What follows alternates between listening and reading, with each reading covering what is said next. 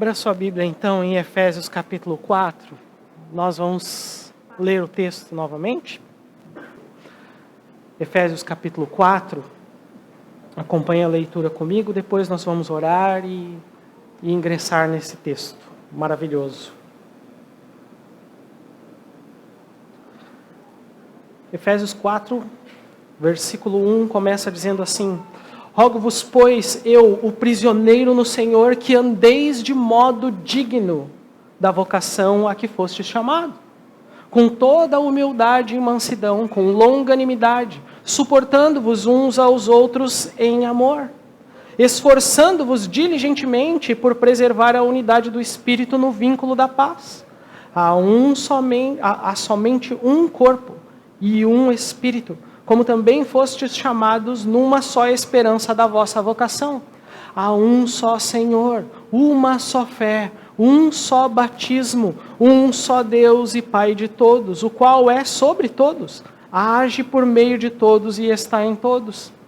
E a graça foi concedida a cada um de nós, segundo a proporção do dom de Cristo. Por isso, diz: quando ele subiu às alturas, levou o cativo o cativeiro e concedeu dons aos homens. Ora, o que quer dizer subiu, senão que também havia descido às regiões inferiores da terra? Aquele que desceu é também o mesmo que subiu acima de todos os céus para encher todas as coisas.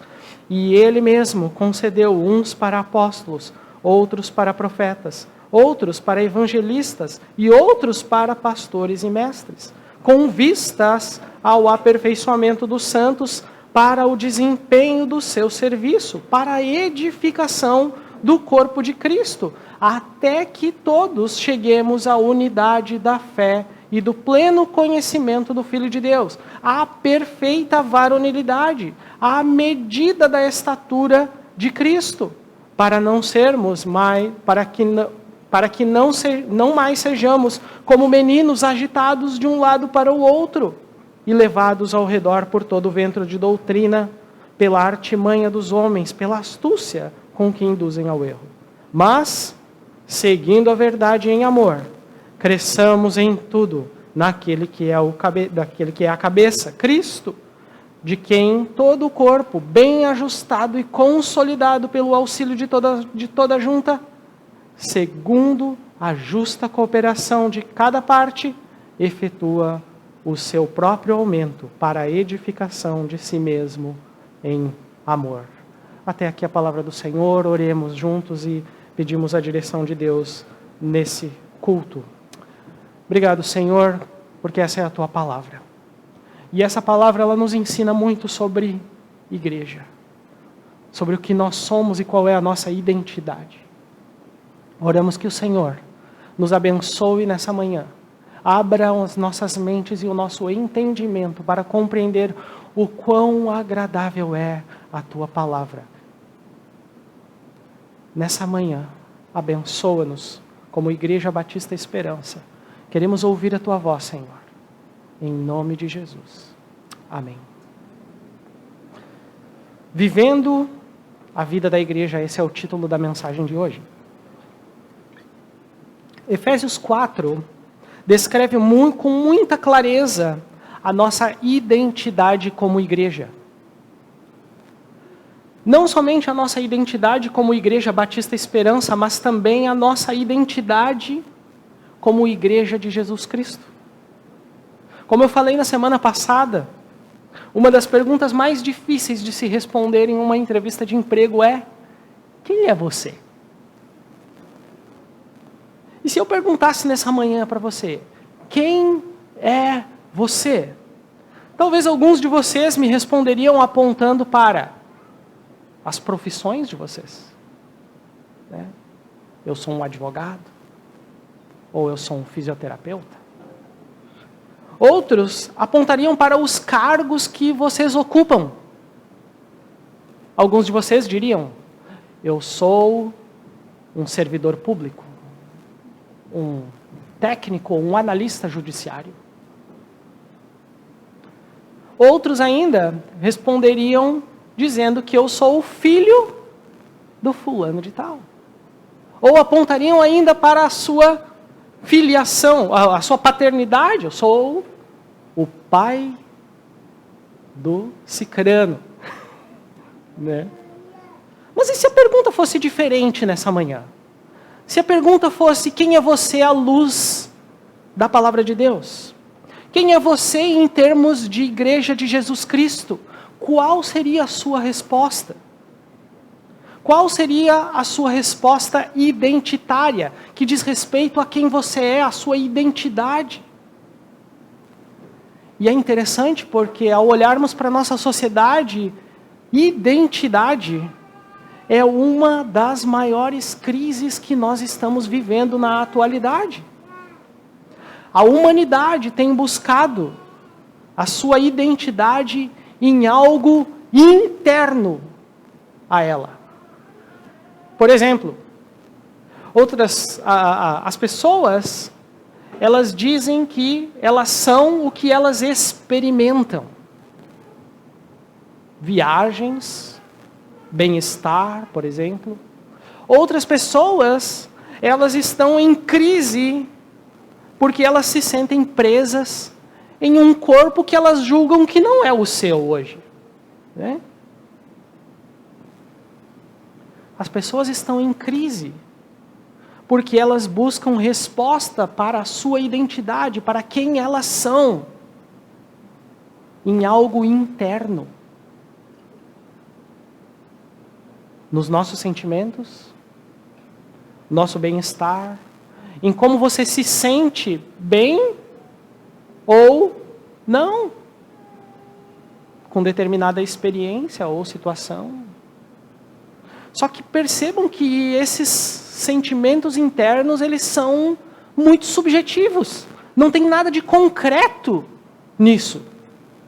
Mas quando nós olhamos para a palavra de Deus, quando nós olhamos para a Bíblia, nós percebemos que a nossa identidade, ela é externa a nós e aos nossos sentimentos.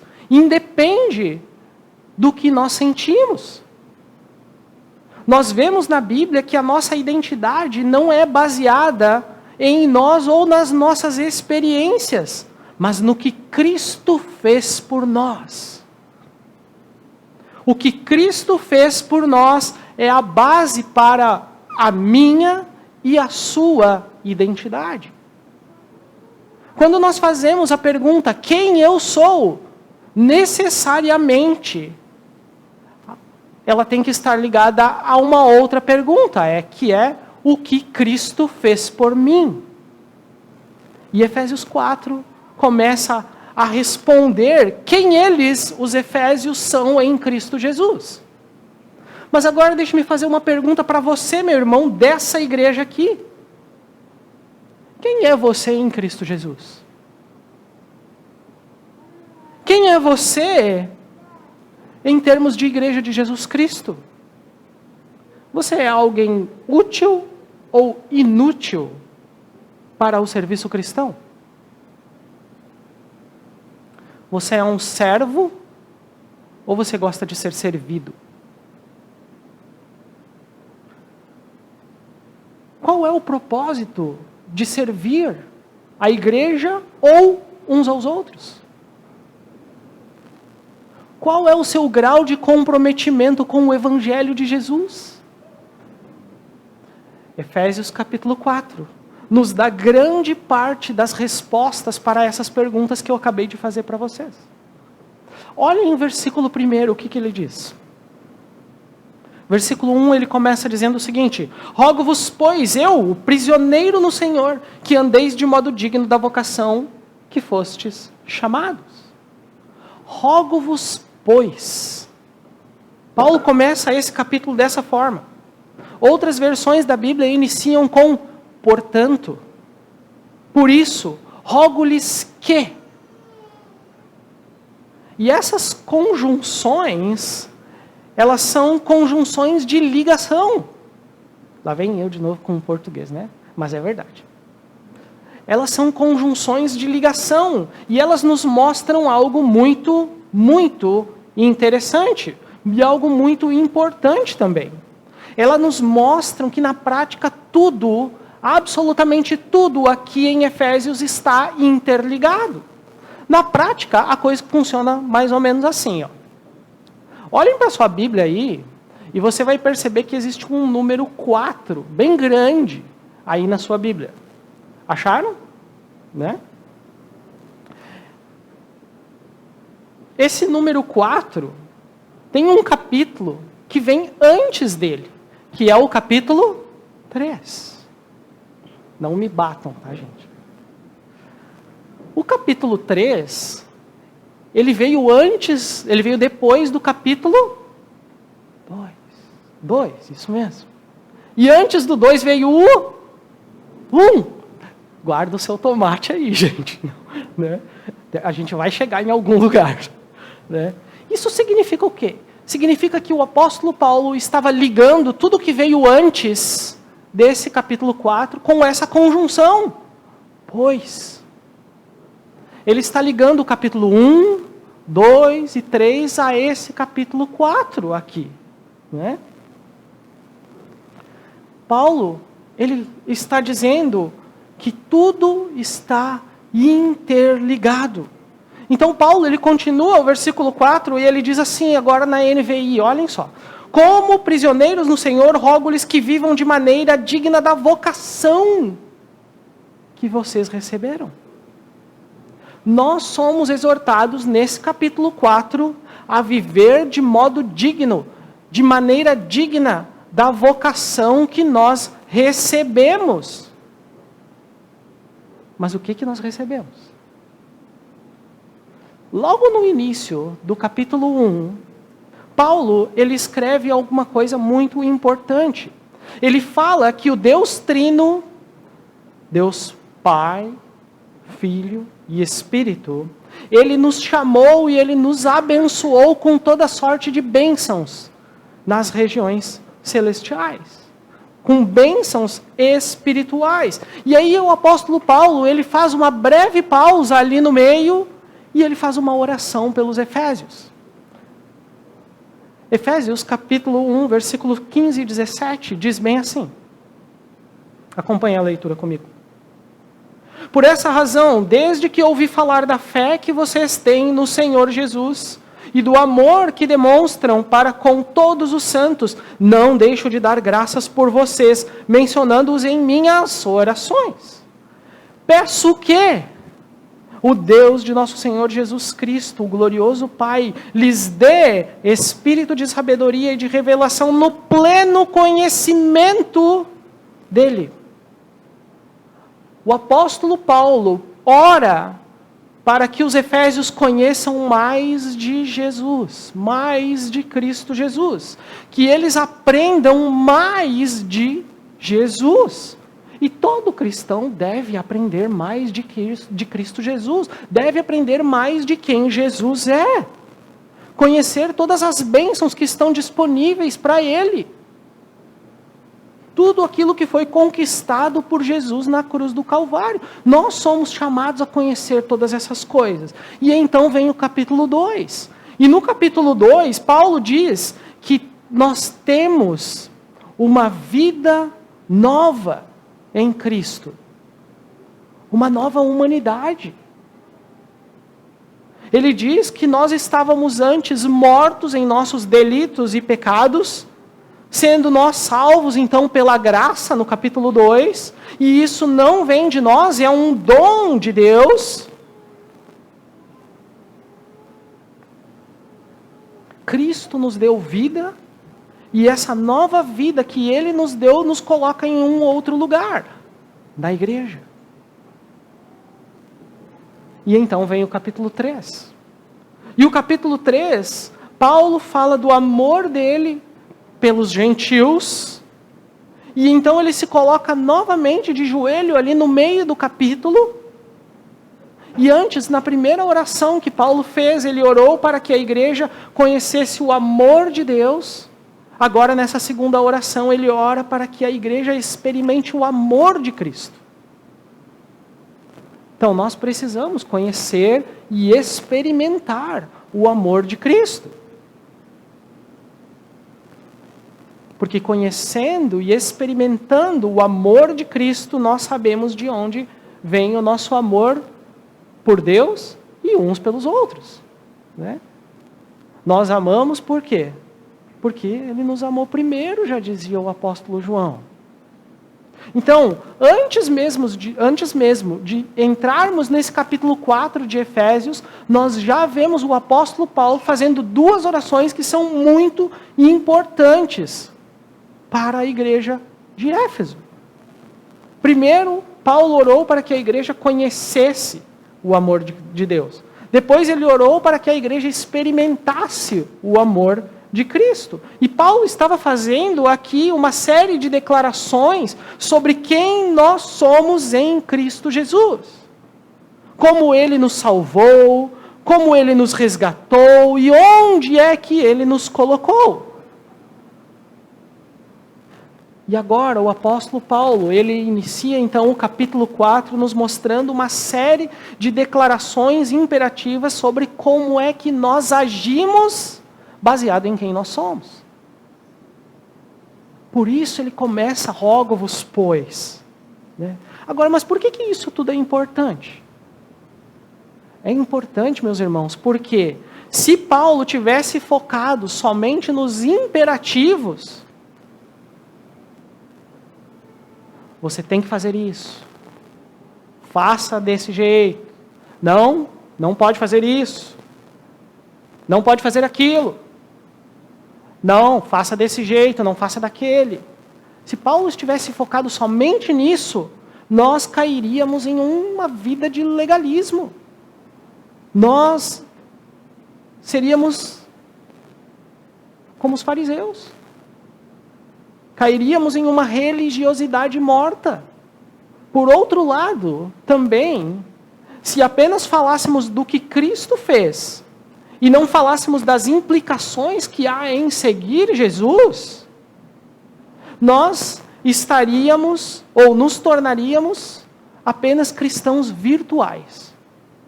Pessoas cheias de ideias, cheias de conhecimento, cheias de intelecto, e zero de prática. Então o que nós estamos falando aqui nessa manhã são as duas coisas. É o que Cristo fez por nós, mais as implicações disso nas nossas vidas. Então, rogo-lhes que vivam de maneira digna da vocação que vocês receberam. Qual a vocação que nós recebemos então? Nós fomos eleitos por Deus Pai. Recebemos a salvação em Cristo, o Filho. Fomos selados pelo Espírito Santo da promessa. Temos à nossa disposição, então, uma riqueza celestial. Nós antes estávamos mortos, mas agora Cristo nos deu vida. Fomos, então, colocados na igreja para praticar boas obras e servirmos uns aos outros. Fomos então chamados para conhecer e experimentar o poder de Deus. E agora? Agora nós somos chamados para vivermos do modo digno dessa vocação, desse chamado. Viver de modo digno desse chamado que Deus fez para cada um dos que creem nele. Mas o que isso significa viver todos esses indicativos na igreja? O que significa sermos cristãos? Essa é a pergunta que fica e o apóstolo Paulo começa a nos responder a partir dos versículos seguintes. Mas notem uma coisa, antes mesmo de irmos para o versículo 2. Notem que a nossa conduta, ela reflete a nossa identidade. A nossa conduta reflete a nossa identidade. Notem que a sua conduta não faz a sua identidade, mas a sua identidade, ou seja, quem você é visto através da sua conduta, através das suas ações. Agora olhem o versículo 2 e como Paulo continua dizendo. Um pouquinho antes, versículo 1, ele diz: que andeis de modo digno da vocação a que fostes chamados, com toda a humildade e mansidão, com longanimidade, suportando-vos uns aos outros em amor.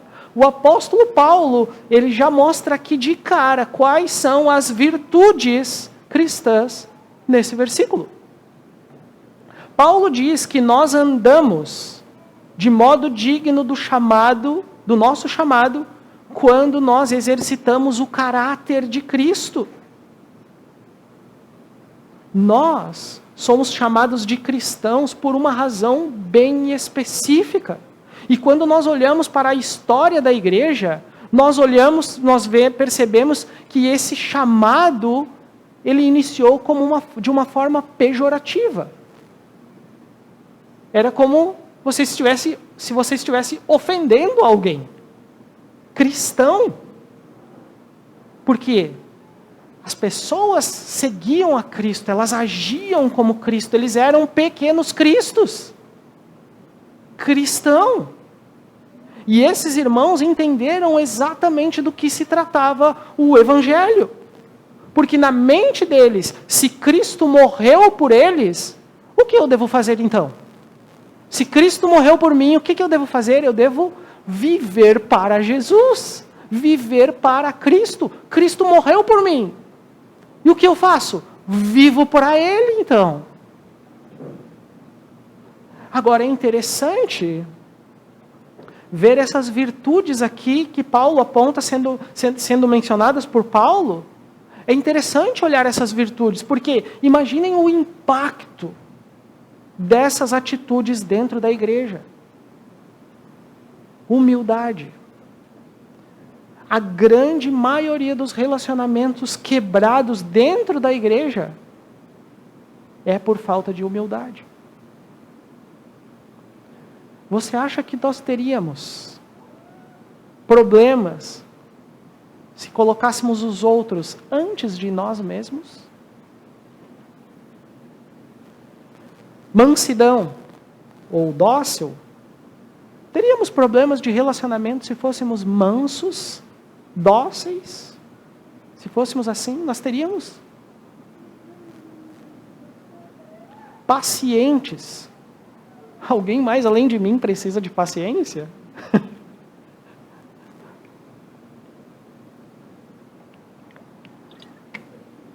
Quando nós olhamos para a igreja, cada um de nós com uma criação diferente. Cada um de nós vindos de partes do estado ou do nosso país. Cada um de nós, às vezes até de fora do nosso país, né? Será que nós não precisamos ter paciência uns com os outros? Certamente precisamos, né?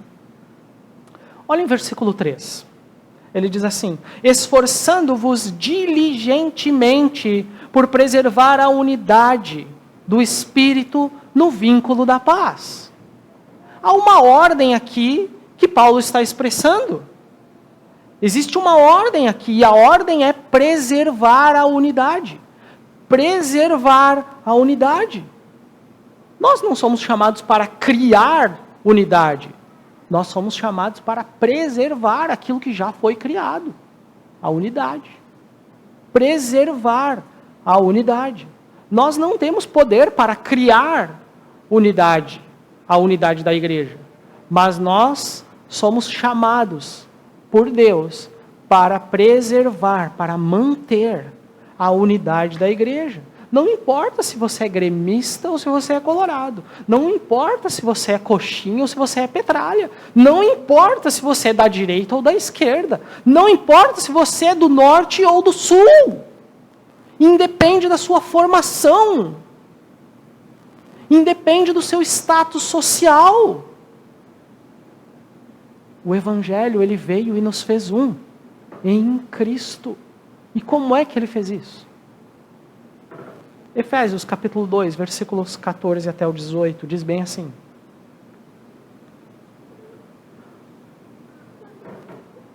pois ele é a nossa paz, o qual de ambos fez um, e destruiu a barreira, o muro de inimizade, anulando em seu corpo a lei dos mandamentos expressa em ordenanças, O objetivo dele era criar em si mesmo, dos dois, um novo homem, fazendo a paz e reconciliando com Deus os dois, em um corpo, por meio da cruz, pela qual ele destruiu a inimizade. Ele veio e anunciou paz aos que estavam longe e paz aos que estavam perto, pois por meio dele, tanto nós como vocês temos acesso ao Pai por um só Espírito. Notem que o apóstolo Paulo descreve como essa unidade foi formada aqui. Essa é uma implicação muito séria. Por quê? Porque nós somos chamados para preservar isso que Cristo já construiu. A unidade. Então, times de futebol diferentes não pode ser a razão para nos separarmos. Preferências políticas não pode ser a razão para nos separarmos. Preferência sobre a cor da igreja ou o local da igreja não pode ser a razão para nos dividir. Status social diferente não pode ser a razão para terminarmos a comunhão uns com os outros. Criar ou extinguir ministérios na igreja jamais pode ser a razão para nos separarmos. Nós somos chamados para nos esforçar, para conservar a unidade do Espírito pelo vínculo da paz. Nós não somos chamados para criar, mas somos chamados para nos esforçar em manter a unidade. Por quê? Porque, meus irmãos, isso é difícil. Isso aqui é muito difícil. Por isso requer esforço. Por isso requer esforço. Mas, Johnny, como é que nós vamos fazer isso aí então? Nós executamos isso com o caráter de Cristo, sendo humildes, mansos, pacientes e suportando uns aos outros. Viver isso é viver uma vida poderosa, meus irmãos. Viver isso é viver uma vida poderosa. E algumas vezes nós ouvimos falar de histórias de pessoas que viveram uma vida poderosa, como David Livingstone, Jonathan Edwards, Hudson Taylor. Homens que fizeram grandes coisas ao longo dos tempos.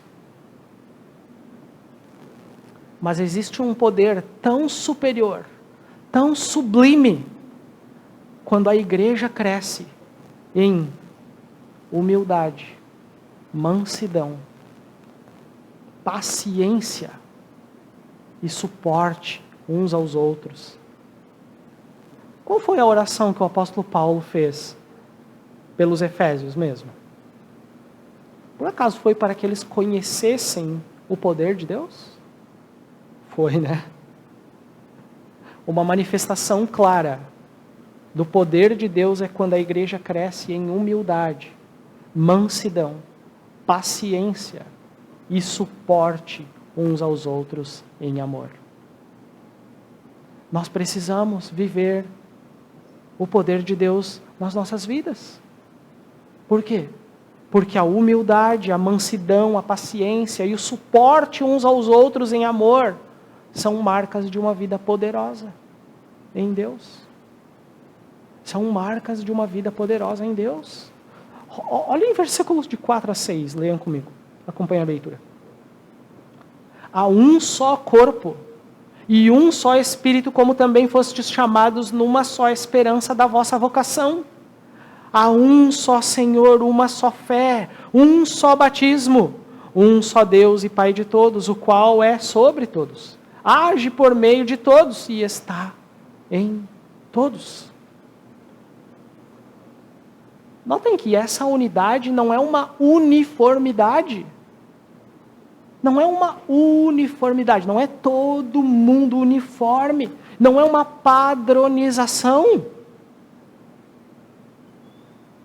E também essa unidade que Paulo está falando aqui não é um valor isolado em si. A unidade que Paulo está falando aqui, ela acontece ao redor de uma verdade só. E o apóstolo Paulo apresenta 7 aspectos básicos dessa unidade. Quais são os 7 aspectos básicos? Um só corpo. Um só Espírito. Uma só esperança. Um só Senhor. Uma só fé. Um só batismo. Um só Deus e Pai. Notem com isso que nós construímos essa unidade aqui ao redor do Evangelho. Ao redor do Evangelho. Nós não construímos a nossa unidade baseada num status social, senão você não viria à igreja, você se associaria à Sojipa. É só pagar e se tornar sócio. Nós não construímos a nossa unidade baseada num time de futebol. O nome disso é torcida organizada, e eu já fui parte de uma. Nós não construímos a nossa unidade baseada em faixas etárias, por exemplo. O nome disso é malhação, academia, clube da terceira idade, é qualquer outra coisa. Nós não construímos a nossa unidade baseada em uma ideia ou uma ideologia, o nome disso é partido político. Nós construímos a nossa unidade baseada no Evangelho. E no Evangelho inclui crianças, pré-adolescentes, adolescentes, jovens, homens, mulheres, idosos, todos juntos em torno de um só homem, Jesus Cristo, todos em torno dele. Todos em torno de um homem só, Jesus. Então não é unidade por unidade. O que nos une é Jesus Cristo e o pilar dessa unidade é o Evangelho. E enquanto o Evangelho estiver sendo proclamado, pregado, anunciado, nós iremos manter a unidade do corpo de Cristo. E é exatamente nesse ponto que nós começamos a ver quem é que não faz parte da unidade. E quem é que não faz parte dessa unidade? Quem não crê no Evangelho. Quem não crê no Evangelho não faz parte dessa unidade em Cristo. Nós somos chamados para amar essas pessoas. Nós somos chamados para exercer misericórdia, orar por essas pessoas, ter compaixão por elas. Os nossos movimentos evangelísticos precisam ir na direção dessas pessoas, mas nós não somos chamados para viver em unidade com quem não crê no Evangelho, não. Aí agora você pode estar pensando e se fazendo a seguinte pergunta. Mas então como é que nós vamos manter a unidade da igreja baseados no Evangelho? Como é que nós fazemos isso? Versículos 7 a 10 diz assim: E a graça foi concedida a cada um de nós segundo a proporção do dom de Cristo. Por isso diz, quando ele subiu às alturas, levou cativo o cativeiro e concedeu dons aos homens. Ora, o que quer dizer subiu? Senão que também havia descido até as regiões inferiores da terra. Aquele que desceu é também o mesmo que subiu acima de todos os céus, para encher todas as coisas. Às vezes eu olho para essas palavras aqui do apóstolo Paulo e ele parece meio confuso, e ele faz algumas citações lá do Antigo Testamento que aparentemente não fazem conexão com o que ele está escrevendo, mas eu é que tenho dificuldade para entender Paulo, não Paulo para escrever, tá? Né? Eu é que sou meio lerdo.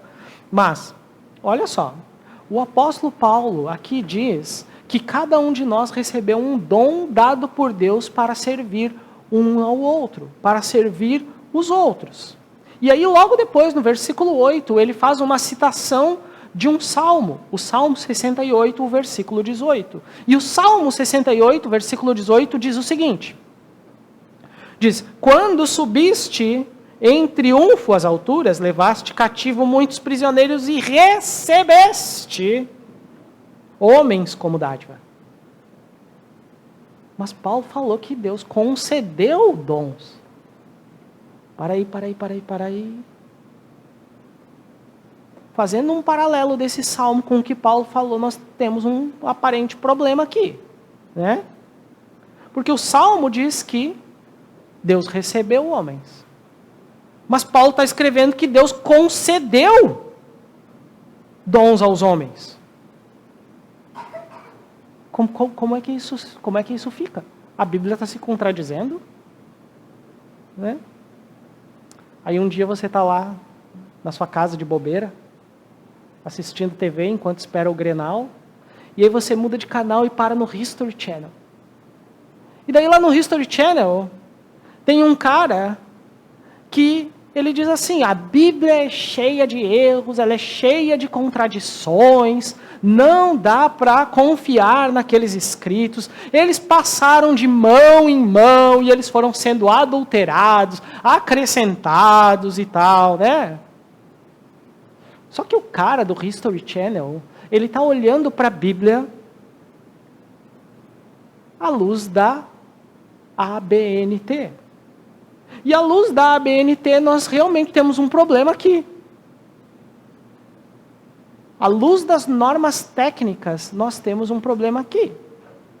Só que Paulo, ele não está subordinado à ABNT.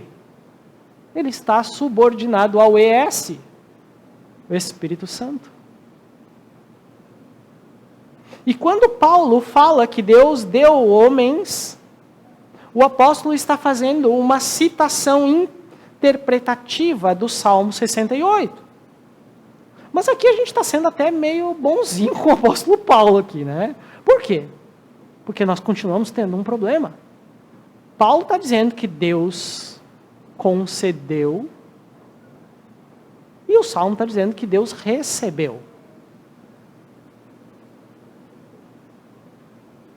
O livro de Números nos ajuda a responder essa aparente contradição.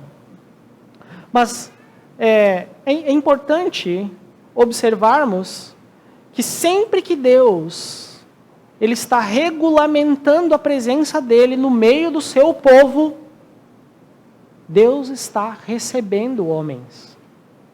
Em Números, Deus leva então o povo até o deserto, dá instruções para eles construírem o tabernáculo, e Deus regulamenta as atividades do povo, entregando regras para eles. O que significa tabernáculo?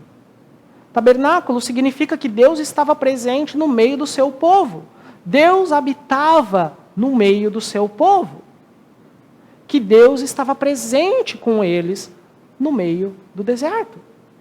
E Deus estava presente no meio do seu povo no Antigo Testamento e está presente no meio do seu povo, estava presente no meio do seu povo no Novo Testamento também. Deus também está presente hoje no meio da igreja, no meio do seu povo. Assim como esteve presente no meio da igreja ao longo de toda a história da igreja. Deus esteve no Monte Sinai, esteve no tabernáculo e está na igreja hoje. Notem que não nos parece um padrão de Deus estar presente no meio do seu povo? Parece um padrão, né? E toda vez que Deus ele habita o meio do seu povo, então ele está recebendo homens. Agora olhe que Números, capítulo 8, versículos 6 e 7 diz. Números 8, 6 e 7. Diz assim, o Senhor disse a Moisés, separe os levitas do meio dos israelitas e os purifique. Quem são os homens que Deus está separando aqui do meio do seu povo? Os levitas. Né? Deus está recebendo esses homens. E quem são eles? Os levitas. Por que Deus está fazendo isso? Por que Deus está fazendo uma coisa dessa? Será que Deus está colecionando levitas como coleciona figurinha da Copa do Mundo? Será que Deus está fazendo isso? Não? Olha em Números 18, versículos 5 e 6 também. Diz assim: vocês terão a responsabilidade de cuidar do santuário do altar, para que não torne a cair a ira divina sobre os israelitas. Eu mesmo escolhi os seus irmãos, os levitas, dentre os israelitas, como um presente para vocês, dedicados ao Senhor para fazer o trabalho na tenda do encontro. Olhem o que está acontecendo aqui. Deus recebe os levitas. Deus recebe os levitas e purifica esses levitas. E Deus faz isso com a intenção, com o propósito de devolver esses levitas para trabalharem no meio do seu povo. Então, quando o apóstolo Paulo, ele diz que Deus deu homens, ele está fazendo uma citação interpretativa do Salmo 68. Então, ele não vai dizer assim, Deus recebeu homens, purificou esses homens e depois ele devolveu esses homens para o meio do seu povo. Eu vou dizer logo de uma vez, então, que Deus deu homens. Deus concedeu homens para o seu povo. E notem que é exatamente isso que Deus faz no meio do seu povo. Deus toma alguns homens dentre nós, dentre o seu povo. Deus prepara essas pessoas, purifica, santifica essas pessoas e depois devolve essas pessoas para o seu povo. Aí você olha para mim e diz, Johnny, mas por que isso aí é importante? É importante porque nós somos chamados a manter a unidade. E a unidade, ela é construída ao redor do Evangelho, em torno do Evangelho. E se essa unidade é construída em torno do Evangelho, o que as pessoas precisam conhecer? O Evangelho. E quem é que vai falar do Evangelho para a igreja? Homens que Deus retira do meio da igreja, purifica e devolve para a igreja. É isso que Deus faz. E esses homens são verdadeiros presentes de Deus para as igrejas. São verdadeiros presentes de Deus para as igrejas. Existem homens no nosso meio que são verdadeiros presentes de Deus para nós. Mas quem são essas pessoas? Verso 11. Diz assim: e ele mesmo concedeu uns para apóstolos, outros para profetas, outros para evangelistas e outros para pastores e mestres. Deus deu 4 presentes para a igreja: apóstolos, profetas, evangelistas, pastores e mestres. Apóstolos e profetas é a segunda vez que o apóstolo Paulo está falando aqui aos Efésios, está mencionando aqui nessa carta aos Efésios. Efésios 2, versículo 19 e 20 diz assim: portanto, vocês já não são estrangeiros nem forasteiros, mas concidadãos dos santos e membros da família de Deus, edificados sobre o fundamento dos apóstolos e dos profetas, tendo Cristo como pedra angular. O apóstolo Paulo usa aqui a metáfora de um prédio onde apóstolos e profetas são o fundamento, mas Cristo é a pedra angular. Mas, John, por que os apóstolos e os profetas eles são o fundamento da igreja? Efésios capítulo 3, versículos 4 e 5, diz assim: ao lerem isso, vocês poderão entender a minha compreensão do ministério de Cristo. Esse mistério não foi dado a conhecer aos homens de outras gerações, mas foi revelado pelo Espírito aos santos apóstolos e profetas de Deus. Prestem atenção nisso. A pedra angular é Cristo.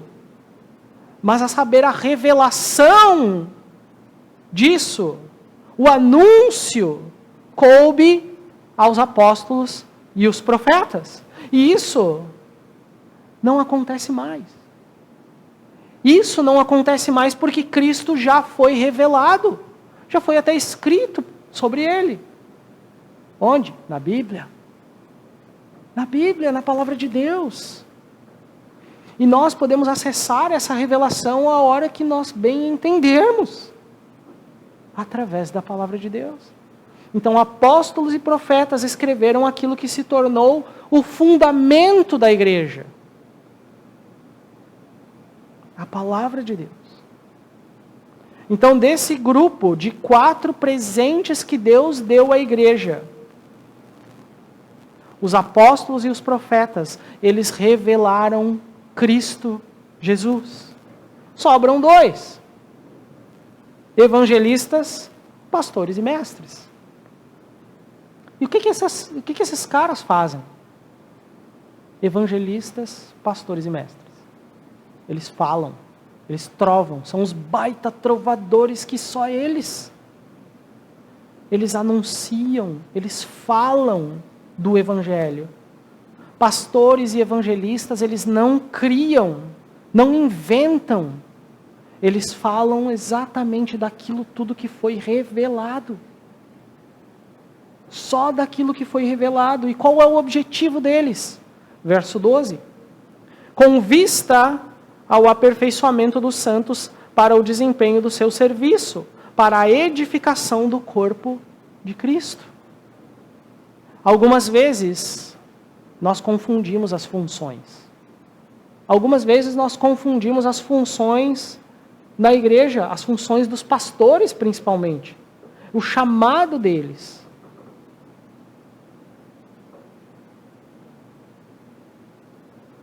Nós achamos muitas vezes que os pastores eles devem anunciar a Cristo, mas essa não é a função deles. Ah, mas olha só um pouquinho, tu está dizendo que pastores não devem anunciar a Cristo? Não é isso que eu estou dizendo. Todos nós devemos anunciar a Cristo. Todos nós. Esse é um trabalho da igreja como um todo. É meu, é do Maicon, é de cada um de vocês. Esse é um dever que todos nós temos, anunciar a Cristo. Mas o trabalho do pastor é equipar o corpo de Cristo. É preparar outros para servir na igreja. Ajudar outros para que eles queiram servir também como pastores nas igrejas. E toda vez que o pastor abre a palavra de Deus para anunciar ela, nós estamos todos, cada um de nós, sendo equipados para servir melhor um ao outro. Estamos sendo equipados para anunciar a Cristo e fazer discípulos de Jesus. E esse é o nosso trabalho. Mas, Johnny, a gente nunca vai descansar. Até quando a gente vai fazer uma coisa dessa? Até quando nós vamos fazer isso? Verso 13 diz assim: até que todos cheguemos à unidade da fé e do pleno conhecimento do Filho de Deus, à perfeita varonilidade, à medida da estatura da plenitude de Cristo. Nós exercitamos a unidade quando nós ouvimos a palavra de Deus e também quando nós colocamos essa palavra em prática, quando nós falamos dela para outras pessoas.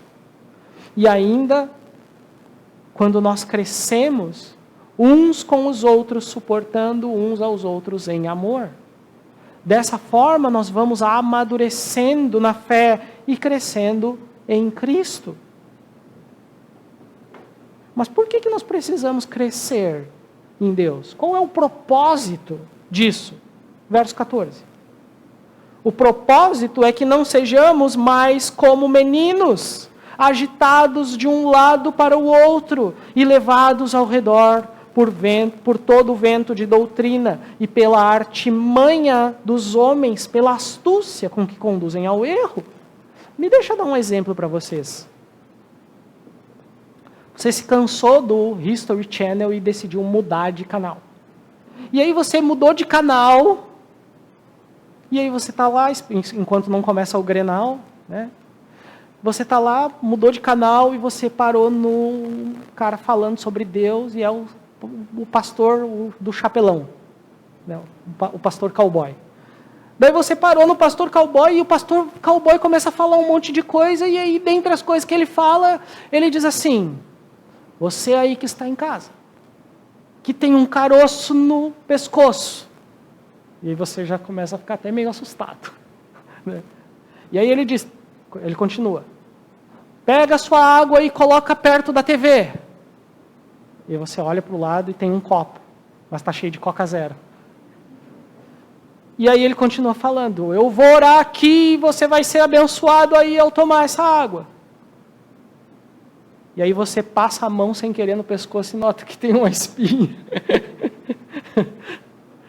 E aí você olha para o copo e... não é água, mas... será que vai? Será que funciona mesmo? Será que isso vai dar certo? O propósito do ensino na igreja, meus irmãos, parece engraçado, mas é triste. Na verdade, é engraçado, mas é triste. Mas o propósito do ensino na igreja é que você não seja levado de um lado para o outro com ventos de doutrina, com ensinos deturpados. Mas que você tenha os pés firmes, firmados na palavra de Deus, no evangelho da verdade. Uma marca de uma igreja fraca é a vulnerabilidade que os seus membros têm à influência de falsos ensinos. Essa é uma marca nítida na igreja. Nítida que ela está fraca. Por outro lado, a marca de uma igreja saudável é o apego dela às verdades bíblicas, ao ensino bíblico claro, fiel, consistente. Uma das marcas de uma igreja fraca é quando você se acha mais batista do que crente. Ou quando você se acha mais reformado do que crente.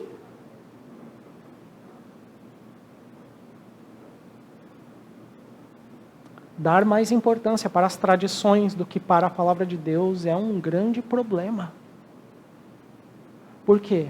Porque quando você estiver no seu trabalho e aquele irmão, o TJ, que não é Tribunal de Justiça não, é Testemunho de Jeová mesmo. Quando o seu colega de trabalho ele começa a te questionar sobre a divindade de Jesus, você começa a ficar nervoso porque você não sabe como responder para ele. Porque falta conhecimento da palavra de Deus. E tem também o outro colega que senta na frente do TJ, que é o ADV, não é advogado não, é o adventista, né? Ele começa a falar sobre o sábado, e aí você se dá conta de que você não sabe absolutamente nada sobre o sábado, e nem sabe o que Paulo escreveu aos Colossenses sobre o sábado. E aí você você nem se dá conta, mas você está sendo lançado de um lado para o outro, com ventos de doutrina, com um monte de coisa, e você está perdido, se batendo. E aí você começa a questionar a sua fé, sai da igreja. Tudo isso porque você foi negligente com o conhecimento das Escrituras. Foi-se o tempo em que você vinha ao culto e só ouvia o pastor falar e não fazia mais absolutamente nada. Se é que esse tempo existiu, né? Eu acho que nunca existiu. Mas todos nós temos que estar engajados, ouvindo a mensagem, ouvindo a palavra de Deus e depois colocando isso em prática. Colocando isso em prática nas nossas vidas. Deus deu presentes para a sua igreja, e esses presentes são os pastores. Aí você olha para mim e diz, pô, pastor, tu tá de sacanagem, alguns presentes desse aí são até presente de grego. Sim, concordo com você, mas não são desses que a gente está falando aqui. São de pastores fiéis. Né? Versículos 15 e 16, e a gente vai indo para o final. Mas seguindo a verdade em amor, cresçamos em tudo naquele que é o cabeça, Cristo. De quem todo o corpo, bem ajustado e consolidado pelo auxílio de toda a junta, segundo a justa cooperação de cada parte, efetua o seu aumento para a edificação de si mesmo em amor. Prestem atenção nisso, meus irmãos. Ao receber o Evangelho, necessariamente existe uma implicação pessoal e prática nisso. E qual é a implicação pessoal que há? Sabendo que Deus está no nosso meio, que está presente entre nós, sabendo que Ele nos ama, que nós somos chamados para viver, para ouvir mais do Evangelho, de modo a sermos equipados por esse Evangelho. Equipados para anunciar esse Evangelho e servirmos uns aos outros. Tudo isso fará com que nós edifiquemos o corpo de Cristo em amor. Essas são as implicações que há nisso, que há em crer. Vejam quantas coisas Deus deixou para o seu povo a fim de manter a unidade e edificarmos uns aos outros. São muitas coisas. E o amor é o combustível que nos move. Suportai-vos uns aos outros em amor. Seguindo a verdade em amor. Edificando a si mesmo em amor. O amor é o sistema que circula por todo o corpo. O amor é o sistema que circula por todos nós. Ah, mas essa história aí de suportar, seguir, edificar, de cada um ter uma função, não sei não. Talvez você possa estar pensando assim, eu não quero fazer nada. Eu quero vir ao culto, sentar, ouvir a palavra, e era isso. Não quero fazer absolutamente nada, me deixa quieto aqui no meu cantinho. Me permitam, meus irmãos, com amor e carinho dizer uma coisa para você. O membro do corpo que não cresce está atrapalhando todo o corpo. Mas como assim? Eu não faço nada, como é que eu posso estar atrapalhando alguém? Pecado não é somente aquilo que você faz de errado, mas é aquilo que você deixa de fazer de certo. É aquilo que você deixa de fazer de certo. Se você não quer servir, se você não quer ajudar, se você não quer crescer em Cristo, tem algo errado. E eu falo com amor e carinho, tem algo errado. Eu sei que existem momentos das nossas vidas que nós precisamos realmente de um tempo, temos crianças pequenas, temos fases da nossa vida. Temos, eu sei. Não é disso que eu estou falando. Não é disso que eu estou falando. Só que esse tempo, ele não é ad eternum. Ele não é para sempre, ele não é para sempre. Ele é durante um tempo na vida do crente. E o melhor jeito, meus irmãos, de mudar isso é começando por uma oração a Deus. E essa oração que você vai fazer é algo muito, muito, muito simples. Você vai dizer a Deus, Senhor, o Senhor me resgatou. O Senhor me deu vida. Eu estava morto, mas o Senhor me deu vida e o Senhor me colocou na igreja. O Senhor me colocou num corpo. E eu faço parte desse corpo. E eu sou um membro específico desse corpo. Me ajuda a te servir em alguma função desse corpo. E você vai começar por aí. Que Deus abençoe, meus irmãos. Espero que Deus tenha falado com vocês. Me permitam orar com vocês nessa manhã. Senhor, obrigado. Obrigado porque nós somos corpo, família de Deus, como nós cantamos. Nós temos funções específicas dentro desse corpo. Alguns com funções semelhantes um do outro, mas alguns com funções bem específicas. Nos ajuda, Senhor. Nos ajuda a entender que nós fazemos parte de algo maior, da qual o Senhor é o cabeça. Ajuda-nos a te servir. Ajuda-nos, Senhor, a